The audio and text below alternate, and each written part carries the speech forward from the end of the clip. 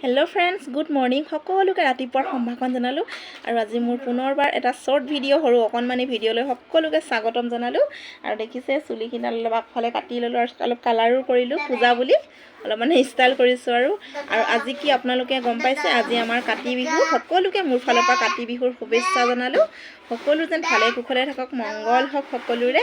আৰু আজি কাতি বিহুৰ দিনা তুলসী নতুনকৈ ৰুই তুলসী তলত চাকি ধূপ জ্বলোৱা হয় আৰু মা প্ৰসাদো দিয়া হয় কিছুমানে পিঠা পনা বনায় আৰু খেতি পথাৰ যাৰ যাৰ আছে চাকি দিবলৈ যায় বাৰিৰ চুকত চাকি দিয়া হয়